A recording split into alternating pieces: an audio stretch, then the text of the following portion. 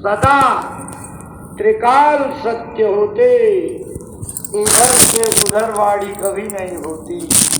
समय चाहे जितना लग जाए, संकल्प की अवधि जीवों के कल्याण को देखते हुए बढ़ती रहती है। वो संकल्प का दायरा बढ़ाते रहते हैं ताकि अधिक से अधिक जीवों को बचा लिया जाए, अधिक से अधिक जीवों की रक्षा कर ली जाए, अधिक से अधिक जीवों को गुरु महाराज के प्रेमियों में उनका नाम लिखा करके दायरे में बांट दिया जाए, ताकि आने वाली विपत्तियों से इनका बचाव हो। कर्मों की आग इतनी भयंकर है प्रेमियों, हमारे आपके बस की बात सहन करना नहीं होगा। वो ज्वाला जलने जा रही है कि कर्मों की आग में ये सारी दुनिया भस्म होती नजर आ रही। गुरु महाराज को सब दिखाई पड़ता था, वो दूरदर्शी थे, त्रिकालदर्शी थे, तत्वदर्शी थे और साथ ही साथ समदर्शी थे। महात्मा को समदर्शी होना चाहिए। केवल वेश धारण करके 2-4 श्लोकों को याद करके और लोगों में क्लिष्ट संस्कृत में वक्तव्य देना साधुता नहीं है। साधुता का मतलब कि आपके अंदर समानता का भाव आ जाए, हर जीव को आप परमात्मा का अंश मान करके चले। पूज्य महाराज जी का एक मार्मिक वचन एक ही लाइन का है, अगर समदर्शी नहीं तो महात्मा किस बात की। महात्मा कभी भी विभेद की नजर से, घृणा की नजर से, नफरत की नजर से नहीं देखते। अगर देखते तो भारत के ऋषि मुनि महात्माओं का जो समृद्ध परंपरा का इतिहास बन गया, ये न बनता। भारत को इस गरिमा गौरव तक पहुंचाने वाले ऋषि मुनि साधु महात्माओं की मान्यता क्या थी? वसुधैव कुटुंबकम, सारा संसार अपना परिवार है।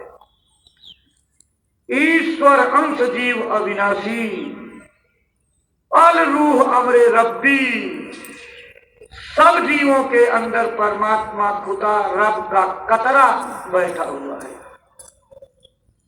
बहुत लोग कहते हैं भगवान कितना बड़ा है कि उसने इतने टुकड़े काट दिए गए कि सलाद बना करके सबके अंदर बैठा दिया गया।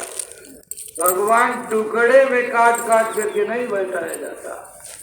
टुकड़ा तो आप शादी ब्रह्म भोज में करते हो कि मूली, गाजर, चुकंदर, टमाटर और भी तमाम चीज काट काट करके सलाद बना दिए। भगवान सलाद बना करके सबके अंदर नहीं बैठाया गया, बल्कि कैसे बैठाया गया है?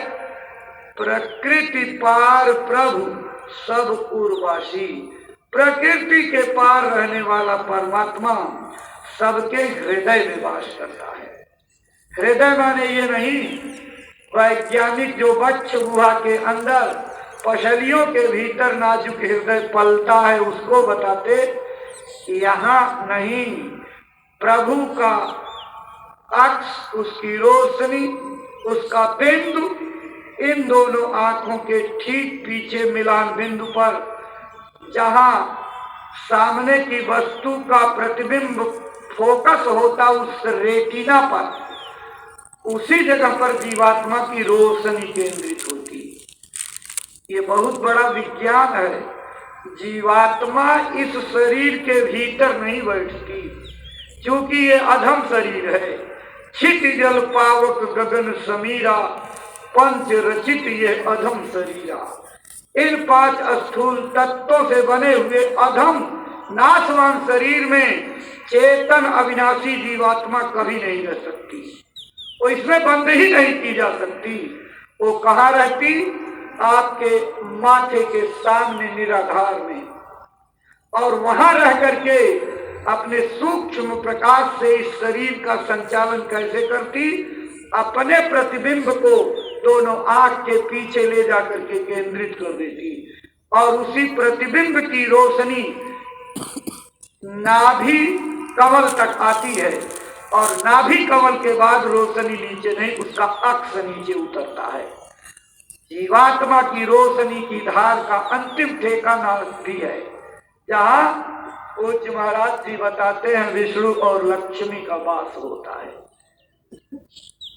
ये पालन पोषण वाले देवता हैं, इससे नीचे धार नहीं उतरती, अक्ष जाता है।